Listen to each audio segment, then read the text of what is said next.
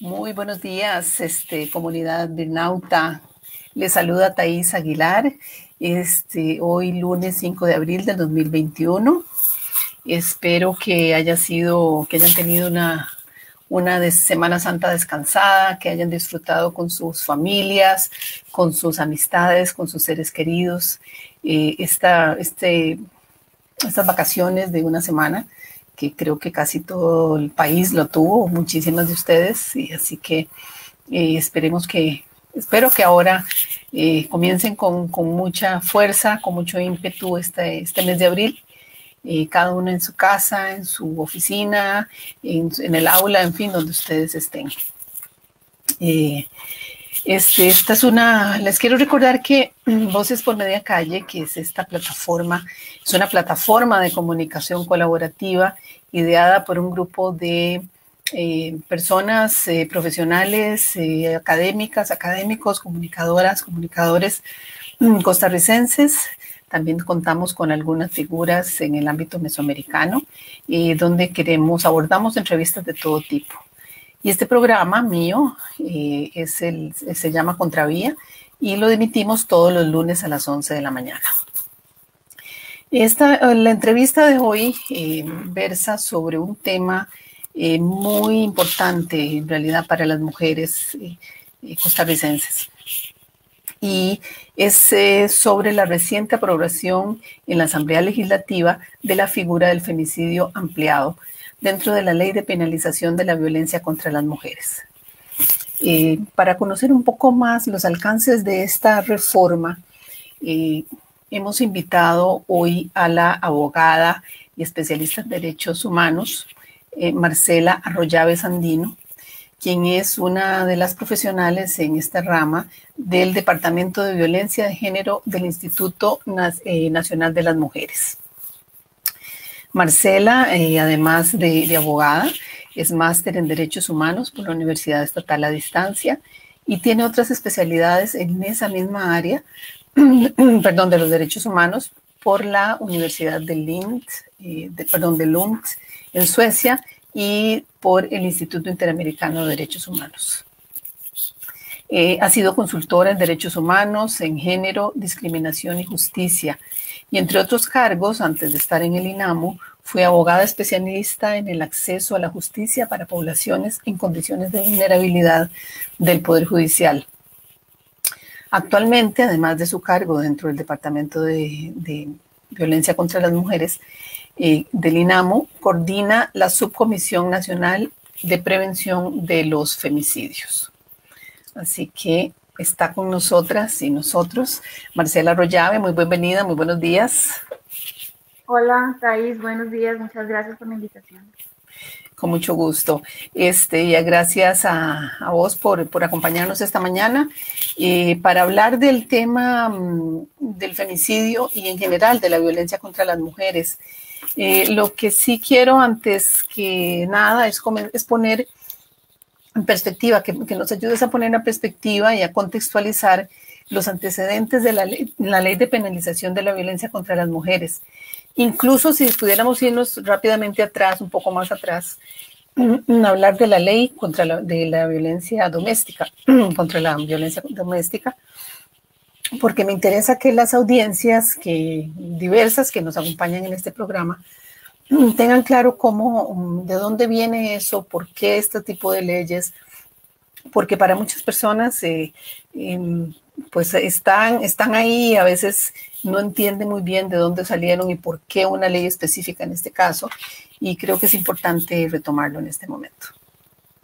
Sí, así es, Thais. Hay un recorrido muy largo en todo lo que tiene que ver con los derechos humanos de las mujeres y en particular con el derecho de las mujeres a vivir una vida libre de violencia. Si nos acordamos, las personas que estamos grandes, ¿verdad? Grandes digo más de 40, sí. Recordar porque los menores de 40, sí, porque los de menos de 40 probablemente por eso quiero que nos pongas en contexto, porque la mayoría de nuestras audiencias es gente de menos de 40 o más joven y no tiene idea de dónde viene esto, y es importante ponerlo en contexto. O tal vez ya habían nacido, pero no recuerdan. Sí. Antes de los 90, antes, ¿verdad? quienes ya tenemos esta edad recordaremos que cuando había una situación de violencia se tomaba como una situación privada, como algo del ámbito privado de la familia. Entonces, ¿cuántas veces oímos que decía mi mamá o los abuelos, ay, me está pegando otra vez a la mujer? Y siempre había alguien que decía, no se metan, es privado, no hay que llamar a nadie, ellos se arreglan entre ellos mismos. Eso era lo que pasaba antes, porque no se había conceptualizado la violencia como un problema social y un problema de salud pública, como ahora lo tenemos claro, ¿verdad? Ya con los 90 empieza toda una reforma gracias a la Convención Belém do Pará. Bueno, y en primer lugar a la Convención CEDAW, ¿verdad? Que la Convención CEDAW es la Convención contra la eliminación de todas las formas de discriminación contra la mujer, que se empieza a entender que aquí hay algo, ¿verdad? Y claro, que hay algo al cual hay que ponerle atención. Y damos un primer avance, pero ese primer avance está basado únicamente en medidas de protección. Y es por eso que se viene una ola, sobre todo en toda la región de América Latina, de aprobación de leyes de violencia doméstica. Y es cuando aprobamos, tenemos nosotros nuestra ley de violencia doméstica, que es la ley que no penaliza la violencia, sino que establece acciones de protección, que es lo que muchos y muchas conocemos como las medidas de protección. Importante decir que no cubría todas las violencias contra las mujeres, sino únicamente las violencias vinculadas a lo doméstico y a lo familiar. Y eso estaba también muy relacionado con el avance que tenían las mujeres en ese momento, ¿verdad? Seguíamos muy retraídas en el hogar, ¿verdad? Asumiendo muchísimo todo lo que era la familia, y se logra este avance. Sin embargo, seguimos y se sigue pensando en lo gravoso que es la violencia contra las mujeres, que aprueba en 1994 la Convención Belém do Pará, que es la Convención para prevenir, sancionar y erradicar la violencia contra las mujeres, la primera convención que trataba el tema específico de violencia contra las mujeres. Y es allí donde se plantea que precisamente que la violencia es estructural, la violencia contra las mujeres, es decir, que está en la estructura de la sociedad y que nos afecta en todos los ámbitos, no únicamente en el ámbito familiar. Y por ello empieza también esta otra nueva ola de reformas en la región que estaban vinculadas precisamente a penalizar la violencia contra las mujeres.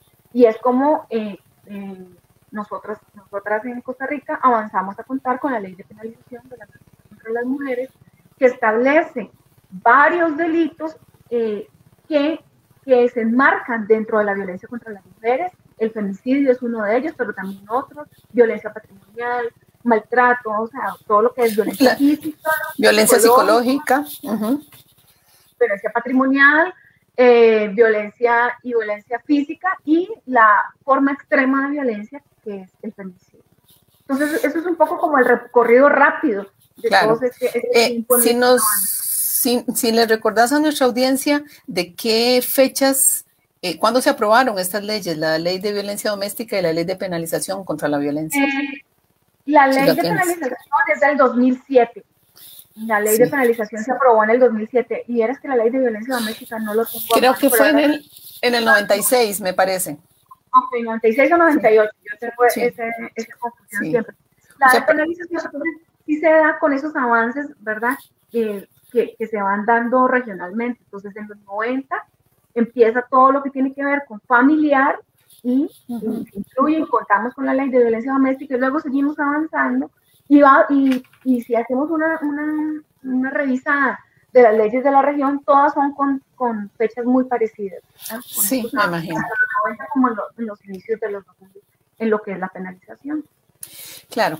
Entonces, bueno, muchas gracias por ese contexto que creo que es importante, que la gente sepa de dónde viene, que no siempre, sobre todo las mujeres más jóvenes, las que están en sus 30 y tantos para abajo, desconocen un poco esto y me parece que es importante, por eso quería que nos lo aclararas. Y también, para poder ir entrando en materia, me gustaría también que nos aclararas el término de femicidio, porque muchas veces, bueno, primero, las reacciones que generan muchas personas en todo sentido, ¿verdad? Hombres y mujeres, de por qué, o sea, que por qué no se le llama homicidio, y es importante el lenguaje. Y también la diferencia entre femicidio y feminicidio, porque también, como hay otros países donde se usa feminicidio y en otros femicidio, el contexto nuestro es un poco diferente. Entonces, si nos pudieras también aclarar esto. Sí, como decía ahorita, el femicidio es la forma extrema de violencia contra las mujeres. Y aquí es importante decir que hay una violencia femicida. Es decir, que esta violencia femicida no significa únicamente terminar en el femicidio, sino hay todas otras formas de violencia que llamamos violencia femicida, que son tentativas de femicidio, que el hombre que todos los días intenta buscar a las mujeres es una violencia femicida, porque es una violencia que está en el límite de acabar con la vida de las mujeres. Femicidio entonces es esta forma extrema de violencia contra las mujeres, la más extrema, que significa el hombre que mata a una mujer o a una niña por razones de género, es decir, que le da muerte a ella por su condición de género. Por eso no podemos hablar, como vos lo explicabas muy bien ahorita, que todas las muertes de mujeres son femicidio o que todas las muertes violentas, no son muertes naturales, sino muertes violentas. Que todas las muertes violentas de mujeres son femicidio, ni que todas las muertes violentas de mujeres son homicidio. Hay un espacio en donde convergen tanto el homicidio como las razones de género que lo convierten en femicidio. Es decir, acabó con su vida por ser mujer. Por ser mujer y por una historia de violencia específica que está vinculada con las relaciones de poder entre hombres y mujeres, ¿verdad? No son casos episódicos, no son casos aislados, ¿verdad? Hay todo un continuum de violencia que termina precisamente en estas formas de violencia. Ese es el femicidio como lo conocemos nosotros en Costa Rica, como fue tipificado por el artículo 21 de la Ley de Penalización. Hay muchas mujeres impresionantes y grandiosas que han teorizado sobre el femicidio, y en Costa Rica dos grandes mujeres que son reconocidas a nivel internacional, como es Ana Carcedo y Montserrat Zagot, que dieron un punto importantísimo y desarrollaron un punto importantísimo en todo lo que tiene que ver con femicidio, que está vinculado con no patologizar el femicidio, ¿verdad? Quitarle ese, ay, está enfermo, ay, está loco. Exactamente. Pero además, Marcela Lagarde, que es una socióloga y fue una diputada en México muy conocida, una feminista muy conocida, tiene muchos libros, los cuales recomiendo, consideró que el femicidio, el término femicidio fue traducido del inglés porque Diana Russell fue la primera que empezó a teorizar sobre este tema. Y entonces, ¿qué hicimos en la región? Lo pasamos a femicidio, era femicide, lo pasamos a femicidio y lo desarrollamos. Marcela Lagarde considera que ese femicidio traducido es como un homicidio de mujer. Entonces, ella empieza a desarrollar todo lo que tiene que ver con la ausencia del Estado en la protección de las mujeres. Entonces, digamos, el femicidio analizado desde la óptica de Marcela Lagarde incluye también todo el trasfondo que es la ausencia del Estado en esta protección, la falta de debida diligencia, todo esto desarrollado en el marco de las muertes de Juárez. En muchas de las personas de Ciudad de Juárez. De Ciudad Juárez es una sentencia de la Corte Interamericana que se conoce como Campo Algodonero versus México, que son estas mujeres que aparecían tiradas en un campo algodonero asesinadas, y ella empieza a teorizar esto en vista de que el Estado no responde. Las madres, y esto ya nos ha ocurrido aquí, triste porque ya conocemos ese caso y sigue pasando, madres que van y ponen la denuncia por la desaparición de sus hijas, y la respuesta del Estado es violenta, machista, con estereotipos, y ella entonces vincula todo esto al femicidio también. Hay otros países que utilizan el término femicidio homólogo al femicidio. Y otras que no, como México, que sí lo ha desarrollado ampliamente. Sí. En Costa Rica podríamos hablar también de femicidio y feminicidio, digamos a nivel de discurso desde el INAMU y desde otras instancias. Podríamos hablar desde el discurso. Legalmente está establecido como femicidio porque sí quedó en la Ley de Penalización de la Violencia contra las Mujeres en el artículo 21. Pero sí, efectivamente, incluso desde el INAMU y desde la Subcomisión Nacional de Femicidios, de Prevención de Femicidios, presentamos en el 2019 un proyecto de ley que está en la corriente ahora que precisamente reconoce la falta del Estado en la prevención de la violencia contra las mujeres. Es un proyecto que se llama Reparación Integral a Víctimas de Feminicidio. ¿Y qué es lo que decimos? Usted, Estado, no salvaguardó la vida de la mujer, ahora tiene que velar por estos hijos, sobre todo, ¿verdad? Sí. Que han quedado víctimas perdieron a su madre y muchos, sus padres fueron los asesinos, el tipo se mató o está preso y quedan, ¿verdad? Quedan unos hijos e hijas, digamos, sin madre, sin padre y al garete, digamos. Exactamente. Y entonces, en ese proyecto de ley, que esperamos que sea ley lo antes posible, reconocemos que hay una ausencia del Estado en la respuesta a salvaguardar la vida de las mujeres. Entonces, ahí estaríamos hablando de feminicidio. Ah, ok, perfecto.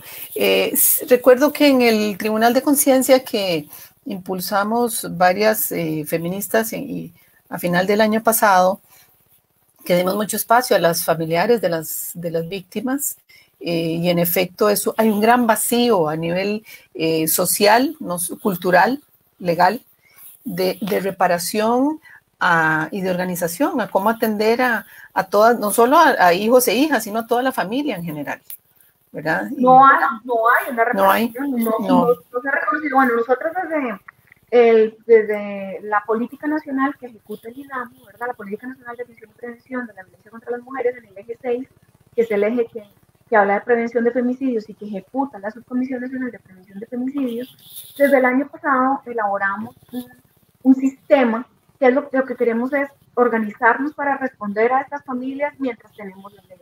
Y es un sistema que se activa cuando hay un femicidio, empezar a contactar familiares, cuántos hijos hay, de quién dependían, cómo es el tema económico para tal vez unir en un solo espacio las acciones que hay que realizar.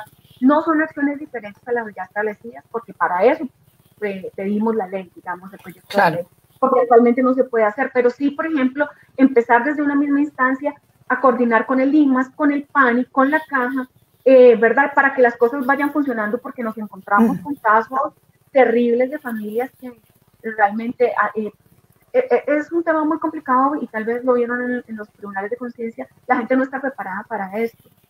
Algunos están en condición de pobreza, otros no, pero no están esperando abuelos, por ejemplo, tener que asumir 3 niños ahora a su cargo, todos los temas que eso incluye. Entonces, hay mucho que trabajar en ese tema.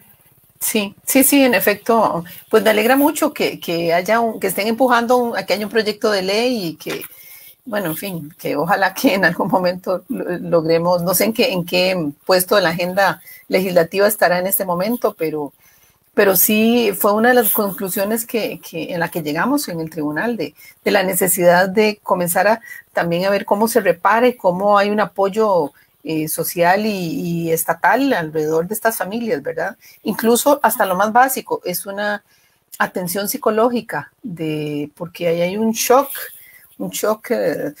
postraumático. Hay muchos, digamos, si nosotros queremos lograr prevenir en algún momento la violencia y acabar con la violencia, tenemos que trabajar precisamente con estos niños y estas niñas que estaban en ese ciclo de la violencia, que vieron cómo su padre mató a su madre o otra persona, otro hombre mató a su madre, para que ni se repitan como víctimas ni repitan como victimarios, ¿verdad? Entonces hay que trabajar eso, hay que trabajar el trauma de esos niños, de esas abuelas. Es un trabajo amplio. Nosotros lo tenemos contemplado en este sistema con la caja y con el PANI, con el INAMU. Nosotros también brindamos atención psicológica y lo estamos haciendo actualmente a hijas, madres, hermanas de víctimas de femicidio. Pero sin duda alguna necesitamos recursos fuertes para ello y creo que ahí es donde tenemos trabas, sabemos la situación del Estado, pero esperamos poder avanzar en eso para contar con ese proyecto de ley que es exactamente una mea culpa del Estado, decir, bueno, yo realmente no garanticé su vida, ahora yo me hago cargo de estos chicos y esta familia. Claro, perfecto. Bueno, pues eso es una buena noticia y cuando ya esté más avanzado y se logre pasar, te volveremos a invitar para ver cómo se van a organizar y conocer un poco más al respecto. Y entonces quería, pues ahora me parece que ya con este marco previo podemos hablar entonces de la aprobación del concepto de femicidio ampliado, que es esa reforma que se hizo a la ley de penalización de la violencia contra las mujeres. ¿Qué viene a aportar esta reforma a la vida y a los procesos y a los derechos de las mujeres? Sí, Thais, aquí hay una cosa que tenemos que explicar antes. El término femicidio ampliado. Bueno, sí. Lo primero que hay que decir es que esta reforma no incluye todo el femicidio ampliado que tenemos desarrollado en Costa Rica. Entonces, no está válido decir que se creó el femicidio ampliado porque no lo es. Okay. ¿Qué pasaba? Costa Rica tenía la ley de penalización en el artículo 21. El artículo 21, antes de esta reforma, lo que decía era que tendría de 20 a 35 años de cárcel la persona, el hombre, que mate a una mujer con la que tenga una relación de matrimonio o convivencia de hecho declarada o no. ¿Qué es el problema? Que es absolutamente restrictivo y que no está acorde con la Convención Belém do Pará. Porque como veíamos hace un rato, yo les explicaba, la Convención Belém do Pará lo que dice es que la violencia se da en muchos ámbitos, no solamente en efecto. Entonces, ¿qué era lo que pasaba? Que estaba dejando por fuera muchos casos de femicidios que entonces tenían que tramitarse como homicidios y la pena iba a ser inferior. Aquí metemos el caso de novios que mataban a sus parejas, de exparejas casadas que a los años vino y la mató, o que convivientes de hecho porque ya se había terminado la relación. Era absolutamente restrictiva. En algunos casos, la Sala Penal de la Corte Suprema de Justicia había hecho unas interpretaciones, unas muy buenas, otras sí, seguían siendo restrictivas, en donde por periodos ampliaron a ex convivientes y a ex esposos. Pero luego había un cambio en la integración de la sala y se retrocedía otra vez. Entonces no podíamos seguir, ¿verdad? Ahí con esa, esperando a ver qué quería la sala. De acuerdo a la constitución del jurado, de los jueces. De los jueces que integran, de los magistrados y magistradas, exactamente. Entonces, en su comisión de femicidios y con el apoyo de la Secretaría Técnica de Género del Poder Judicial, se presenta al Consejo Superior del Poder Judicial una propuesta para que podamos establecer un término que se llama femicidio ampliado para fines estadísticos. Es decir, teníamos otros homicidios que eran femicidios a la vista de Belém do Pará, pero no a la vista del artículo 21. Entonces lo que queríamos decirle era, déjenos sumar esto como femicidios, porque además internacionalmente nos solicitan ese dato, porque son femicidios, aunque no sean legalmente, y no se procesen como femicidios. Y se permitió, y es por eso que en Costa Rica desde hace ya muchos años unimos de femicidio artículo 21 y femicidio ampliado. Estos femicidios ampliados que hemos referido siempre en la subcomisión de femicidios y que publicamos los datos a través del observatorio, no se procesan judicialmente como femicidios. Ok. Son homicidios. Y estos son todos los casos de novios, exnovios, padrastros, por ejemplo, que el padrastro mata a su compañera, que es un femicidio artículo 21, y mata a la hija de esta. Aquí sería un femicidio ampliado. Entonces vean cómo estos dos procesos se llevan diferentes y él va a tener penas diferentes por estos dos femicidios, porque son femicidios. Aquí incluimos los desconocidos, que hemos tenido muchos casos últimamente. Este desconocido que, por ejemplo, con el fin de ocultar una violación, un delito sexual, termina matándola. Esto actualmente no es femicidio ni con esta nueva reforma. Entonces, ¿qué es lo que pasa con la reforma que tuvimos hace unos días?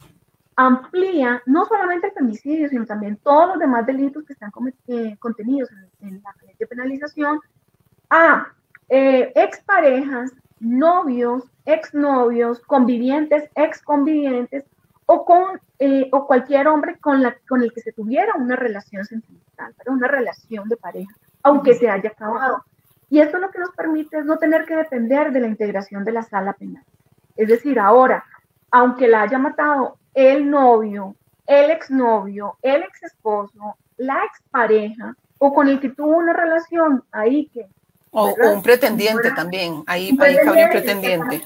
No era establecida del todo, ahora eso va a ser femicidio también. Sin embargo, no es todo el término de femicidio ampliado que hemos desarrollado. Ya nosotros estamos trabajando con la Asamblea Legislativa para esta nueva reforma en que tenemos que meter todos estos casos, ¿verdad? Por ejemplo, el hombre que secuestra a la mujer y luego la mata.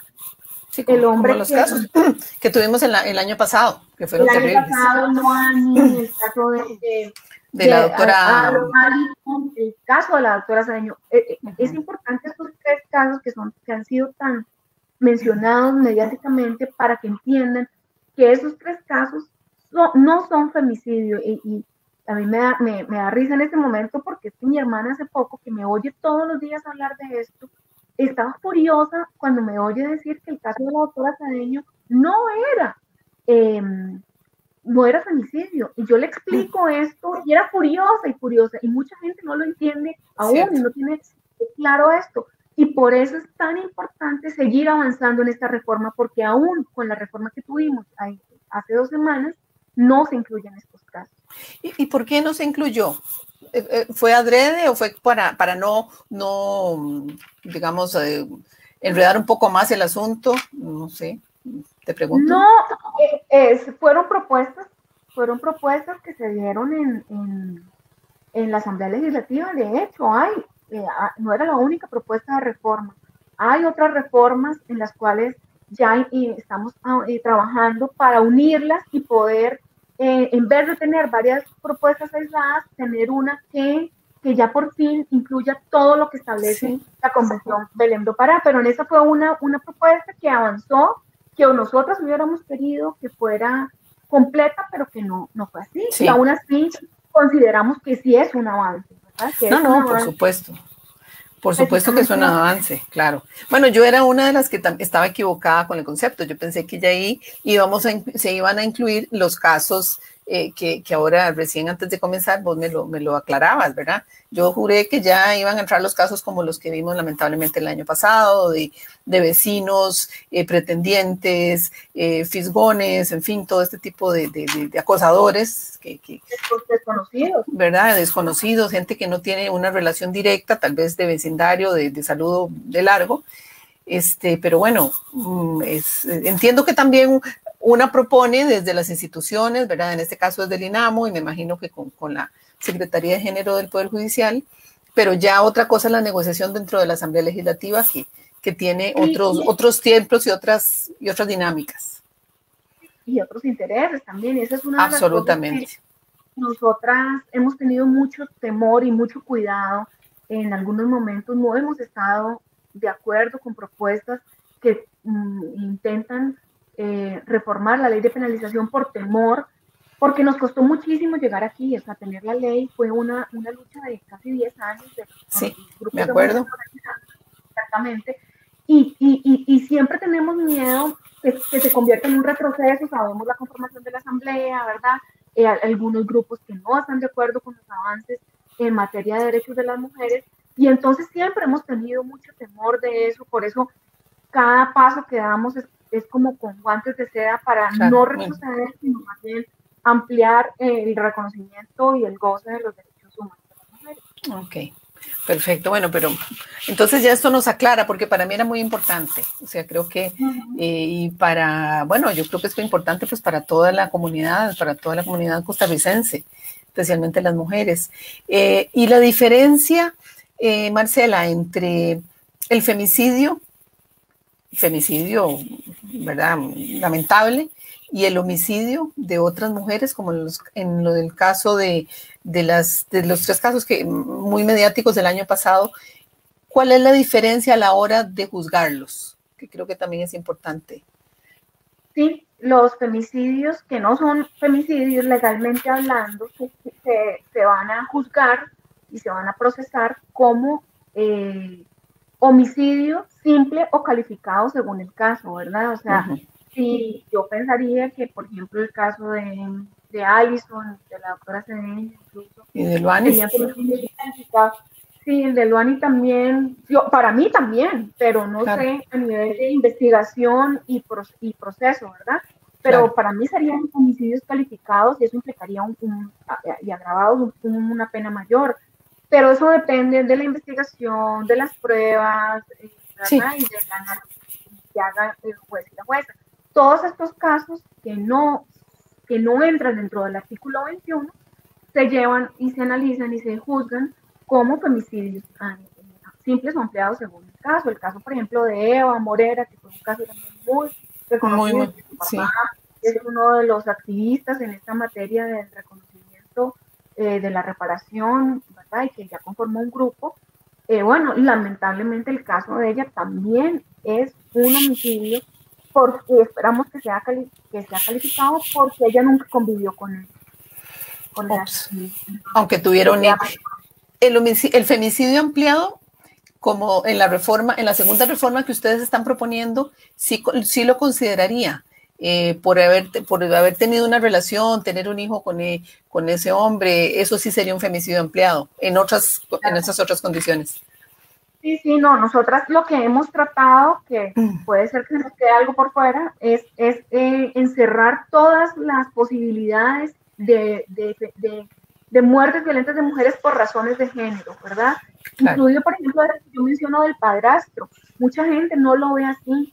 El año pasado tuvimos un caso que todavía no hemos calificado, pues están en investigación y entonces las conclusiones no hemos calificado ni siquiera, o sea, lo tenemos como un informe pendiente, no sabemos si es femicidio o no, pero creo, yo, si mal no recuerdo, en los últimos 3 años, en los análisis que hemos hecho, siempre ha habido un padrastro que mata a la hijastra y mata a la mujer, siempre, en todos los últimos 3 años. Ese es el caso más emblemático para mí para hablar de femicidio ampliado y artículo 21, porque con su mamá, por tener la relación a la pareja, ese caso se analiza y se judicializa como artículo 21. El otro caso, el de la hija, es femicidio. Es homicidio simple, agravado. Entonces, todos esos casos, el del desconocido, el acosador que la persigue y termina, la viola y por no, que la secuestra, no lo vaya a mata, el que la secuestra, ¿verdad? Todos estos casos los estamos contemplando en esta posible propuesta. Marcela, y un término técnico para mí como comunicadora, porque yo trabajo también dando capacitación a comunicadores y comunicadoras en términos de violencia de género, femicidio y demás. Cuando usamos el término femicidio en general, por la violencia, digamos, el asesinato contra las mujeres por su condición de mujeres, ¿es correcto ese término? Sí. Eso es el femicidio es el asesinato de mujeres y niñas en razón de su género. Por el hecho de ser mujeres. Por ser mujeres. Ok. Entonces, y ya en el caso eminentemente de la ley contra la violencia, de penalización de la violencia contra las mujeres, entonces el femicidio en casos de este tipo, ¿verdad? No el de Eva, sino cualquier otro de los que haya habido, entonces es un femicidio, digamos, de acuerdo con la ley, el femicidio ampliado si es una expareja. Entonces ahora tenemos que incluir ese dato, porque es que es complejo y a veces cuando... Es complejo, pero yo no lo mencionaría como femicidio ampliado. O sea, vamos a poder hablar de femicidio ampliado cuando tengamos la nueva reforma. De hecho, y si esto pasa y si logramos el acuerdo con la Asamblea Legislativa, esperaríamos que la ley de penalización tenga un nuevo artículo que hable de femicidio ampliado, que son todas esas otras que no están vinculadas específicamente con relación de pareja. Actualmente, todos los femicidios tienen una razón de relación de pareja de alguna manera, o novios, o exnovios, o pretendientes, ¿verdad? Esposos, todos los que ustedes llevan registrados. No, y todo lo que el artículo 21 reconoce hoy, aún con la reforma, tienen una vinculación de pareja, pero a las mujeres no nos matan solo por ser pareja. Sí, es cierto. Entonces, ese otro que se queda por fuera de ser pareja es el femicidio ampliado. Entonces, por eso la recomendación mía no sería mencionar ahora que ya contamos con un femicidio ampliado, porque sigue estando totalmente vinculado al anterior, o sea, es un gran avance, pero todavía no es completo. La relación de pareja, exactamente, y solamente se vincula en la relación de pareja. La Convención Belém do Pará dice que no es solamente en la relación de pareja. Yo me acuerdo de un caso hace muchos años, 10 años, 12 años, que una chica la mató el novio y la dejó en el parqueo del Mall San Pedro, ¿te acordás? Creo que sí. No sé si... Uf, bueno, exactamente, él era el exnovio. Ese caso no fue femicidio. Ahora, con esta reforma, sí sería femicidio. Lo sería. El de Eva sería femicidio, pero el de todas las tres que hemos mencionado el año pasado, Luani, Allison y la doctora Cedeño, siguen quedándose por fuera. Entonces, cuando ya logremos que estos casos estén contemplados en la ley, ahí sí hablaríamos de femicidio ampliado, contemplado en la normativa. Actualmente, para mi criterio, todavía no.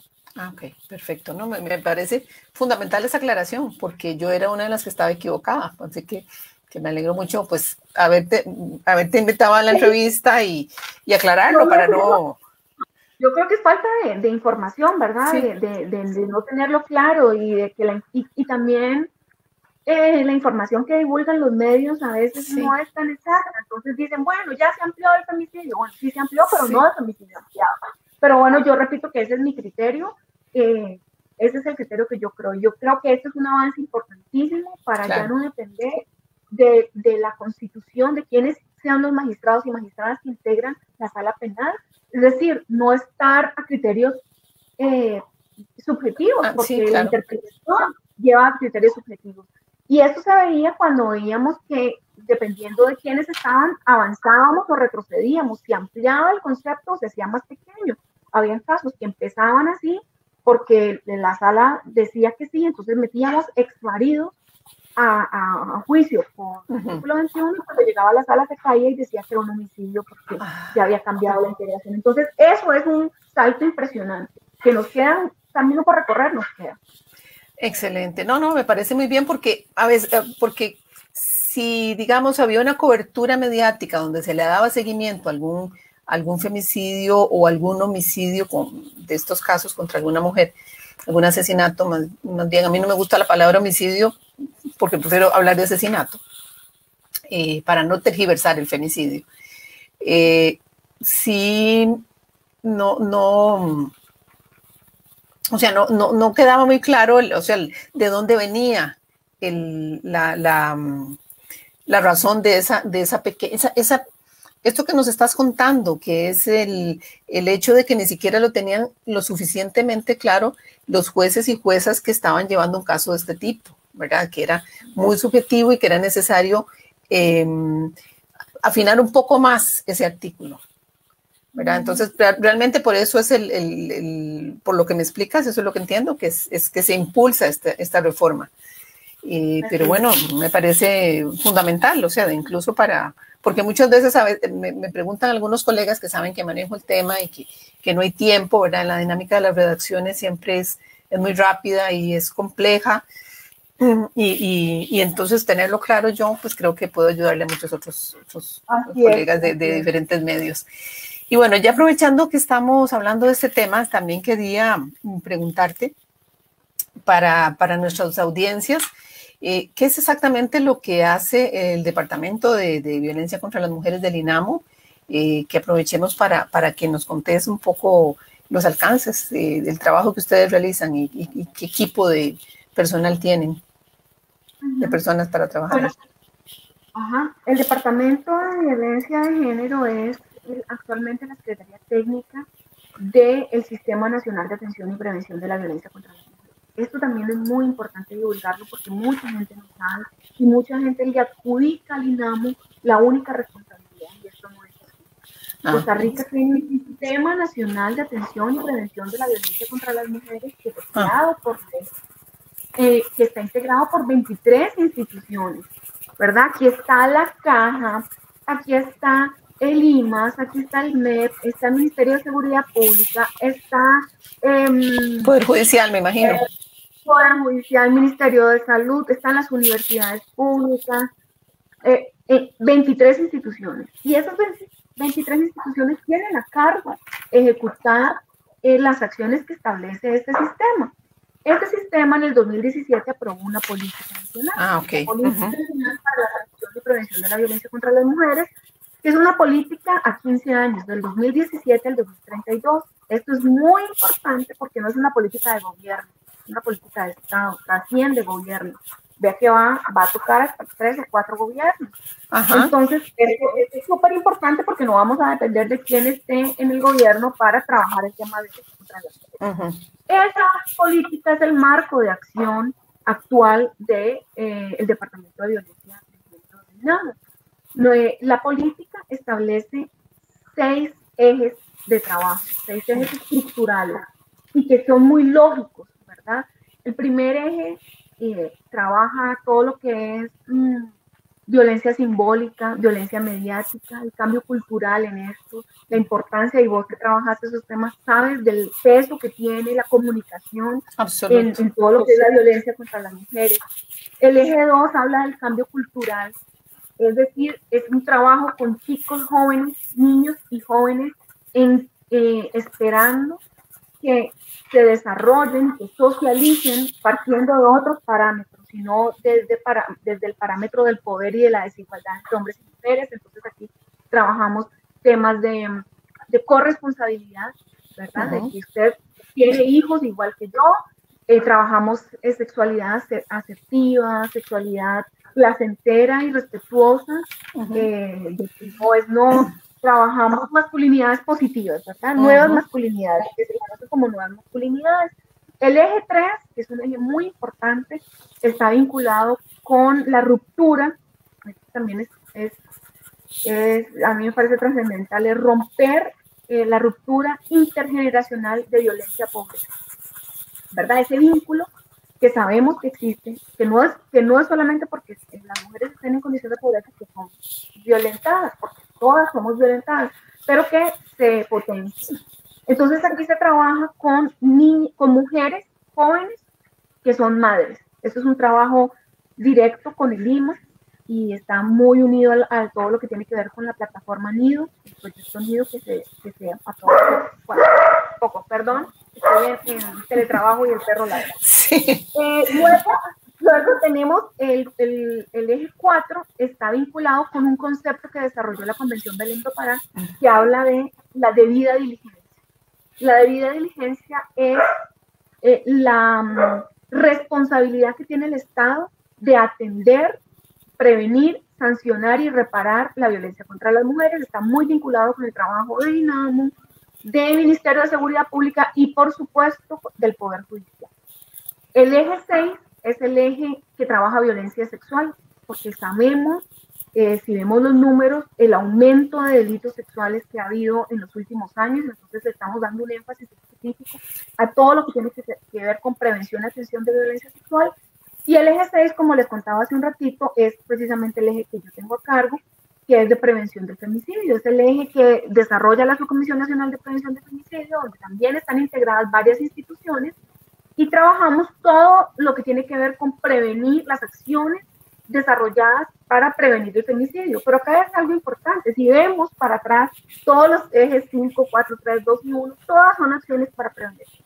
Sí, sí, en efecto. No solamente este último eje, este eje 6, podríamos decir que es la prevención terciaria. Cuando hablamos de prevención en violencia, hablamos de prevención primaria, secundaria y terciaria. Y esta terciaria es cuando ya el hecho está a punto de suceder, ¿verdad? Cuando ya vimos que vivió la violencia, que la sacamos. Entonces son las acciones que estamos desarrollando ya al final. Ese podría decirse, en resumidas cuentas, es el trabajo que ejecuta el Departamento de Violencia de Género, digamos, el trabajo macro. Tenemos otras acciones porque nosotros tenemos un centro de excelencia que es la Delegación de la Mujer, donde hacemos atención psicológica, psicosocial y legal de mujeres. Tenemos también en las oficinas regionales abogadas y psicólogas que atienden casos de violencia doméstica, y tenemos otras acciones específicas para prevenir la muerte de mujeres que seguimos desarrollando y que desarrollamos desde hace mucho tiempo. Somos un personal, no sabría decirte cuántos somos, pero muy pocas para el sí, nivel porque son muchas acciones, claro. Pero bueno, entonces son acciones coordinadas con, como nos explicabas, con otras instituciones estatales y otros poderes, también otros ministerios. Así es. Entonces, ¿qué fue lo que pasó? Esa política se construyó con los representantes de estas instituciones, y tienen planes quinquenales. Estamos ahorita ejecutando el primer plan quinquenal de la política, donde cada institución en cada uno de los ejes determinó cuáles son sus acciones para cumplir con la política. Entonces, cada institución de estas 23 tiene unas obligaciones específicas en esta política y en este plan quinquenal que están desarrollando actualmente. Ok, claro, es que además son avances lentos, que a veces, o sea, lo que sucede, lo que una percibe es que cada vez que hay un femicidio de esos terribles, es como un subidón de reclamos contra el INAMO, que qué está haciendo, que nadie nos cuida, en fin, pero en realidad es un trabajo que está ahí detrás, que no se percibe, porque es un trabajo de esos, es cambio cultural además. O sea, sí, es cambio cultural. El cambio cultural no se logra de un día para otro. Para nada. Largo, pero también es importante que nos quede esto como en el inconsciente colectivo, y es que la violencia contra las mujeres es una responsabilidad de todas y de todos. Sí. Y no estoy refiriéndome solo a las instituciones, estoy refiriéndome a mí como persona, a mi vecino, a los habitantes, a los medios de comunicación, ¿verdad? A las personas públicas. O sea, todos y todas tenemos que trabajar en prevenir y atender la violencia contra las mujeres, no únicamente. Claro, sí, y es un trabajo que en realidad comienza por cada una de nosotras y cada uno de nosotros. Es tomar conciencia, estar prevenidas, estar en acción, denunciar, que muchas veces, bueno, sí, en efecto, todavía culturalmente, que no se meta, que los deje, en fin, ese tipo de comentarios que lamentablemente no dejan una de escuchar todavía a estas alturas. Pero bueno, también creo que se necesita muchas campañas de sensibilización y de comunicación, que también sé que es el área donde nunca hay dinero, y eso requiere inversión en muchas cosas que tienen que ver con la comunicación, ¿verdad? Y la sensibilización. Pero bueno. Pero sí, sabemos que se queda corto el eje 1 en materia de recursos para eso. Sin embargo, siempre es bueno hacer la revisión hacia atrás de lo que antes había y de lo que tenemos ahora. Que creo que siempre es fundamental, y eso nos pasa mucho quienes trabajamos en derechos humanos en general, que nunca, como siempre estamos muy atrás en toda la violación que hay de los derechos, y que cada vez se identifican más a raíz de la diversificación de los conceptos de derechos humanos, ¿verdad? La ampliación de los derechos, por decirlo así. Y entonces sentimos que no hay avance, pero en realidad sí lo ha habido. Eso que vos decías al principio, que yo recuerdo en los años 80, hablar de femicidios o de violencia contra las mujeres, eso la veían a una como una loca. Y yo fui de las primeras en hablar de eso, y sí, me veían raro. Pero ahora, o sea, ya llegar a estas alturas a tener que explicar esos términos tan concretos, técnicos, que aparentemente no son importantes, pero sí lo son, como es el femicidio y femicidio ampliado, y lo que falta y por qué es importante. Aquí estamos hablando de política pública, de política de Estado y de cambio cultural también, porque poco a poco eso va generando cambio cultural. Y como vos decís, o sea, ahora es un tema. Sí. Que sigue quedando a veces en sucesos, que bueno, eso es otro análisis que habrá que hacer en otra charla, pero sí es un tema que se conoce, ya la gente no dice femicidio, o sea, ya es un tema del cual se habla, y eso es una buena.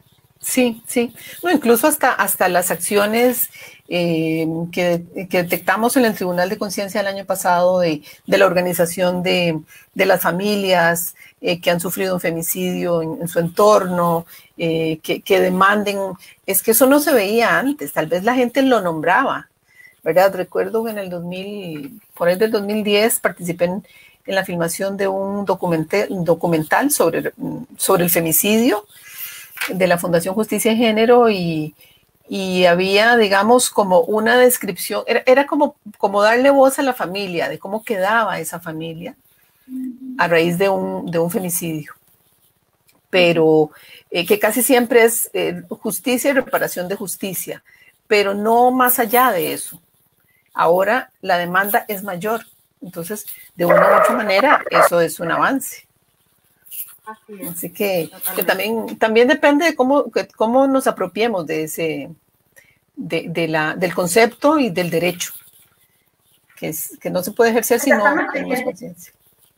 Y si no conocemos, por eso también es importante ese espacio que vos estás dando hoy para entender muchas cosas, para aclarar otras, porque mucha gente, como les decía ahora, o sea, yo tengo muchos años trabajando en esto, mi hermana me oye y el otro día dice, ¿cómo que son los femicidios? Bueno, eso le pasa a todo el mundo y que tiene que ver con que no nos apropiamos de esto.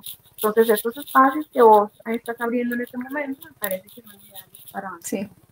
Muchas gracias, de eso se trata, por eso también para mí fundamentalmente también era importante conocer los alcances de ese femicidio ampliado.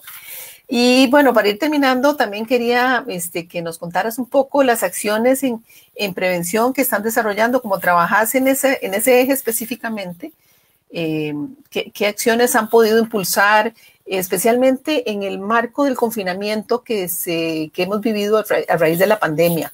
Yo fui de las primeras en decir, nos van a encerrar a las mujeres con los agresores.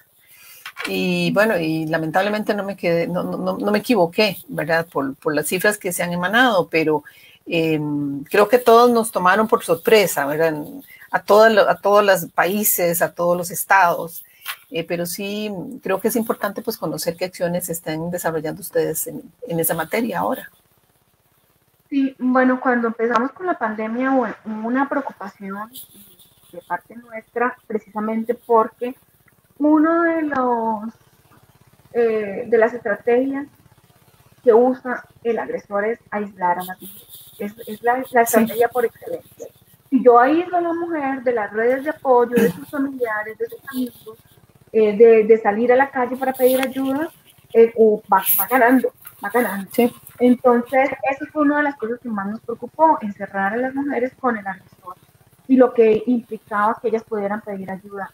Muchas de las mujeres salen a la delegación de la mujer o a poner la denuncia en el momento en que van a llevar a los chiquitos a la escuela y eso ya no lo podían hacer. No podían usar el teléfono para llamar. Entonces, sí fue una situación que nos alertó y que vimos en el comienzo de la pandemia cómo los números decayeron en llamadas y pedidos de auxilio.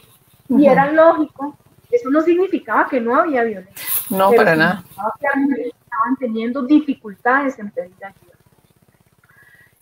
Nosotros sacamos junto con el apoyo del Fondo de Población de las Naciones Unidas un sitio web que se llama, existe Seguimos Pendientes de Vos, y era donde le dábamos a las mujeres las recomendaciones. O sea, si usted puede llamar, llame al 911. Si usted no puede llamar, hable con su vecina y tenga una palabra clave donde pegue un grito y ella sepa que está siendo agredida. O si usted está haciendo trabajo y hay pocas personas y el agresor es un compañero o un jefe por el hostigamiento sexual, reaccione de esta manera. Eso fue una de las principales acciones que desarrollamos durante la pandemia. Tuvimos mucha presencia en medios de comunicación, reforzando los números de teléfono, reforzando que nosotras estábamos trabajando, que podía pedir ayuda. También todo lo que tenía que ver con el Poder Judicial, a dónde podían acudir, quienes estaban trabajando. En fin, eso lo hicimos, creo que sirvió y que valió la pena porque al poco tiempo empezamos a ver cómo los números ya estaban actuando, cómo los llevamos y cómo sabemos que funcionan normalmente.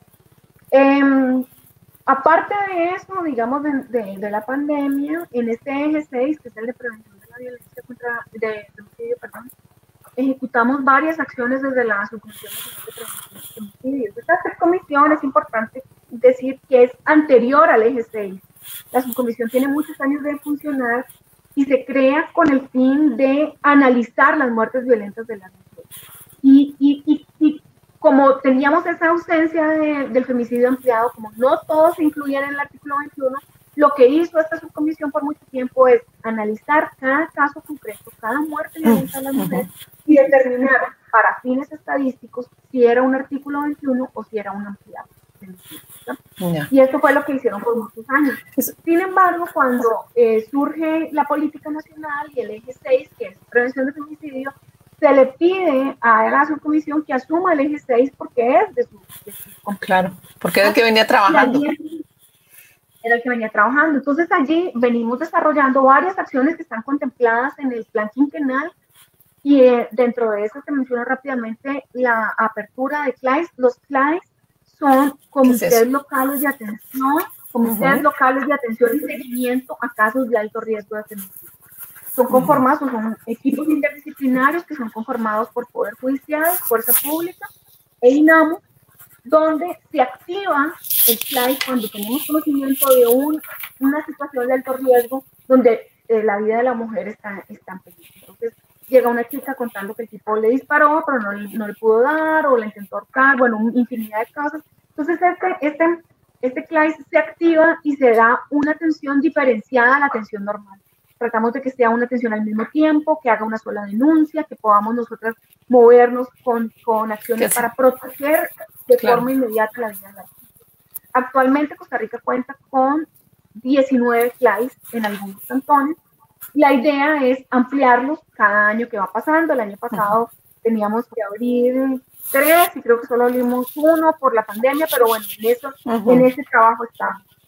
Estamos también con otro proyecto que lleva mucho tiempo en la subcomisión de femicidios, que es un proyecto para prevenir, que se llaman los ILAFEM, que son los informes locales de femicidio, que íbamos a implementar el año pasado, pero la pandemia no lo permitió. Estamos ahorita en avances para ello, y que son básicamente una autopsia social. Es recorrer la ruta crítica de la víctima para conocer qué fue lo que pasó. Entonces, hacer el análisis de qué vieron en la escuela de los hijos, qué vio la familia, qué vio la iglesia, qué vio cuando puso medidas de protección, y ver en dónde fue que fallamos, qué fue lo que falló que no permitió garantizarle la vida a esta mujer. Esto lo que nos va a permitir es tomar acciones para prevenir, ¿verdad? Identificar... Cuando haya esas señales, cuando se den esas señales sociales, por decirlo así. Sí, pero esto es posterior al femicidio, ¿verdad? Entonces aquí lo que vamos a analizar son los femicidios, por eso es un informe local de femicidio. En la localidad, en el cantón, se va a hacer esa investigación para determinar por qué ella terminó asesinada. Entonces, ¿qué fue? Que nunca puso la denuncia, que la familia no le reconocía, no conocía el ciclo de la violencia, o en fin, ¿verdad? Infinidad de cosas que pueden pasar. Estamos trabajando también en lo que les contaba hace un momento del sistema de atención integral a víctimas indirectas de femicidio, es decir, a sus hijos, hijas, madres, abuelas, ¿verdad? Que quedan a cargo de estos hijos, que es un sistema que creamos mientras contamos con la ley que se apruebe de reparación integral.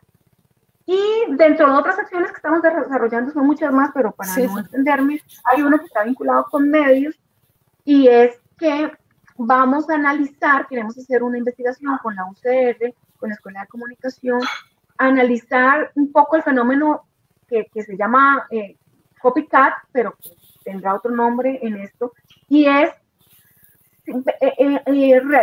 ver el impacto de la cobertura mediática en posibles femicidios o tentativas de femicidio, ¿verdad? A ver si existe una relación cuando se presenta un femicidio y luego a los otros días vemos que hay otro, si eso está vinculado con... Si eso está disparando. Sí, con la cobertura mediática que se da.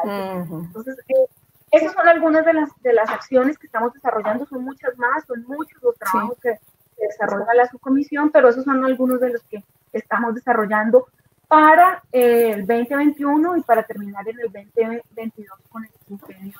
Excelente. Excelente, bueno, pues no nos alcanzó la hora, ya tengo que despedirme, pero veo que hay muchos ejes, así que ahí al final te pediré que tal vez me envíes un poco esa información, porque me parece muy valioso retomarla más adelante. Porque son acciones muy, muy importantes que desconocemos en general, y precisamente para eso está este espacio. Pero queremos agradecerte mucho tu participación, que nos aclararas los términos, que nos pusieras en contexto, y bueno, y a las personas que nos acompañaron esta mañana también. Así que muchísimas gracias, Marcela, por acompañarnos. Y muchas gracias. Bueno, y muchas gracias a las personas que nos acompañaron hoy. Así que les esperamos dentro de 8 días a las 11 en Contravía. Muchas gracias.